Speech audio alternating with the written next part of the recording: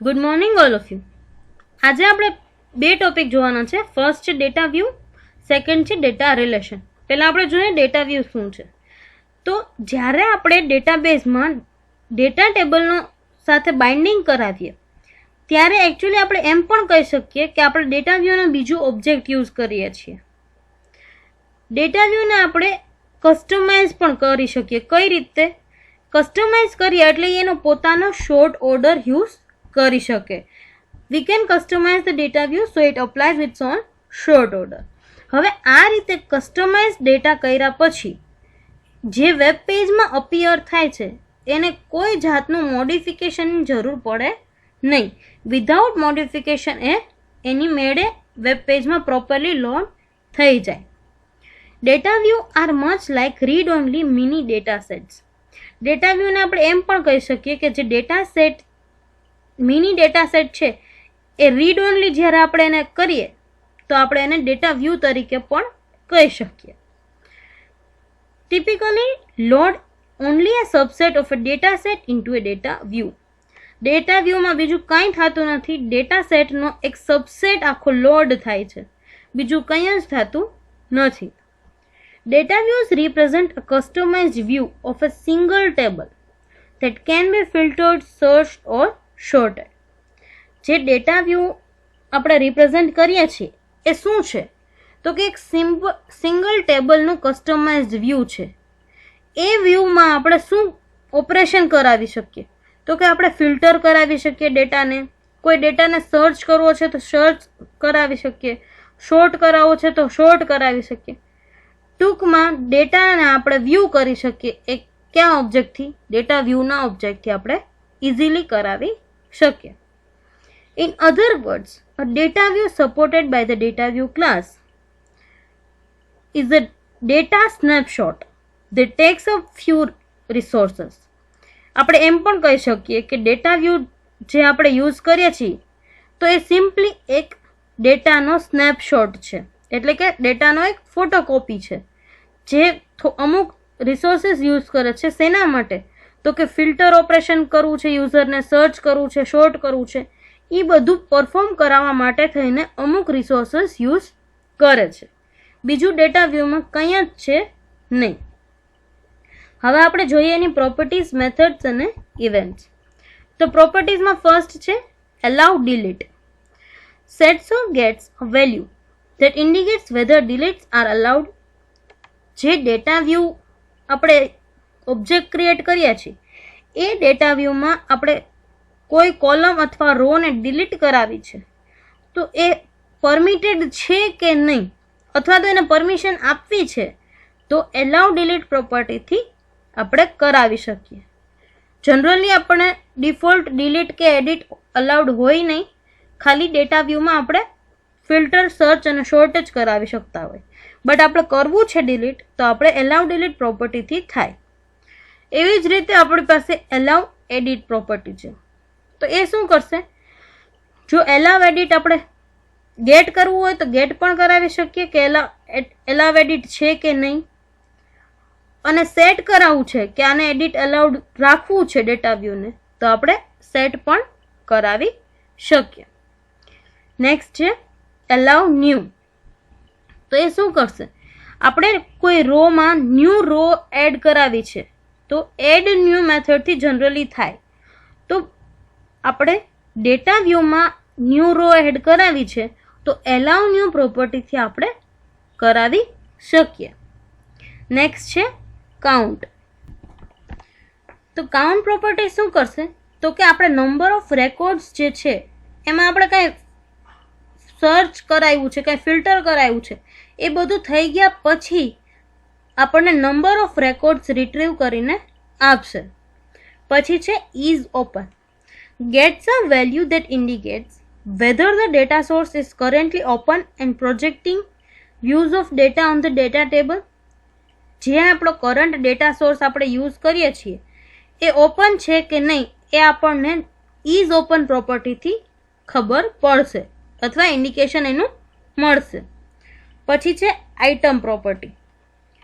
Gates a row of data from a specified table. કોઈ specific ટેબલમાંથી આપણે કોઈ ડેટા જોઈએ છે, કોઈ રો જોઈએ છે, તો આઇટમ પ્રોપર્ટીથી થઈ શકે. પછી છે row filter. Get source sets the expression use to filter which rows are viewed in the data view. Data વ્યૂના ઓબ્જેક્ટમાં આપણે કઈ રોને યુઝ કરીએ છીએ ફિલ્ટર કરવા માટે, એ આપણે ગેટ અથવા સેટ કરાવવું હોય તો રો ફિલ્ટર પ્રોપર્ટીથી થઈ શકે. નેક્સ્ટ છે શોર્ટ. તો get source sets the sort column or columns and sort order for the data view.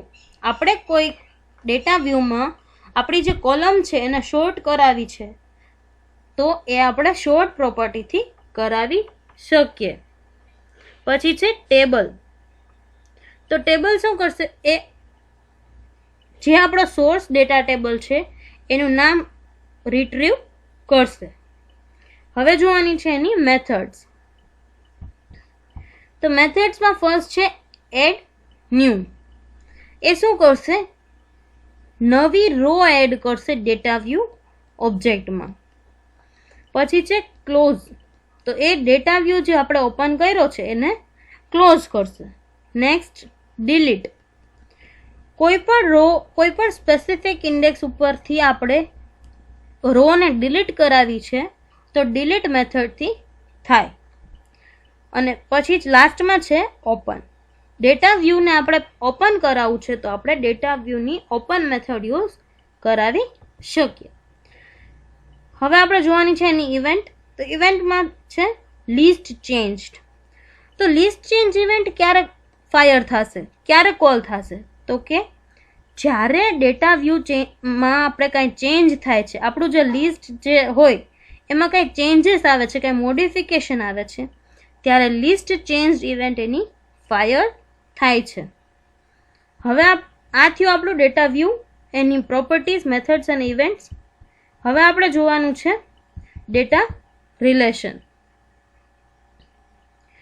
તો ડેટા રિલેશનમાં શું છે, in addition to the tables collection, જે આપણો ટેબલનું કલેક્શન આવે છે એના સિવાય આપણને ખબર હોય ઘણીવાર કે આપણે એક ટેબલ સાથે બીજા ટેબલને જોઈન કર્યું હોય, કોઈ કન્સ્ટ્રેન્ટ થ્રુ અથવા ફોરેન કી કે પ્રાઇમરી કી થ્રુ અથવા કોઈ બીજી રીતે જોઈન થ્રુ, તો આપણે ડેટા બે ટેબલ વચ્ચે રિલેશન ક્રિએટ કર્યું હોય તો એ આપણે જાણવું હોય કે રિલેશન કર્યું છે કે નથી, એ બધું ડેટા રિલેશન ઓબ્જેક્ટથી મેન્ટેન થાય. The data set has a relations property which returns a data relation collection. જે ડેટા સેટ આપણે યુઝ કરીએ છીએ એને એક રિલેશન પ્રોપર્ટી છે. તો એ રિલેશન પ્રોપર્ટી શું રિટર્ન કરે, તો કે ડેટા રિલેશનનું આખું કલેક્શન, જેટલા બી આપણે ટેબલ વચ્ચે રિલેશન્સ ક્રિએટ કર્યા છે એનું આખું કલેક્શન આપણને રિટર્ન કરે. અને એ કલેક્શનની અંદર શું હોય, બધા ડેટા રિલેશનના ઓબ્જેક્ટ્સ. Each data relation represents a relationship between two tables through data column objects. આજે મેં તમને હમણાં કીધું એ જ કે ડેટા રિલેશન શું છે, શું રિપ્રેઝન્ટ કરે છે, તો કે બે ટેબલ વચ્ચે જે આપણે રિલેશન કરાયું છે એની કોલમની હેલ્પથી એને કહેવાય ડેટા રિલેશન. હવે આપણે અહીંયા એક એક્ઝામ્પલ અમે આપ્યું છે. કોઈ પણ આપણે શોપિંગનો ડેટાબેઝ છે તો એમાં એક કસ્ટમર ટેબલ છે અને એનું રિલેશનશિપ આપણે ઓર્ડર ટેબલ સાથે આપ્યું છે. અને એમાં કઈ આઈડીથી, કઈ કોલમથી આપણે રિલેશન કરાયું છે, તો કે customer ID. Why customer ID? કેમ કે જે કસ્ટમર્સ ટેબલ છે એમાં પણ કસ્ટમર આઈડી હશે અને જે ઓર્ડર્સ ટેબલ છે એમાં પણ જોવા કે ક્યાં કસ્ટમરે ઓર્ડર આપ્યું છે તો એમાં જોવા માટે કસ્ટમર્સ આઈડી પણ હશે. આમાં પ્રાઇમરી કી હશે, આમાં ફોરેન કી હશે. તો આ રિલેશનશિપ આપણે આવી રીતે જોઈ શકીએ. The nature of the relationship બે ટાઈપના હોઈ શકે, વન ટુ મેની પણ હોઈ શકે અને પેરેન્ટ ટુ ચાઇલ્ડ પણ હોઈ શકે.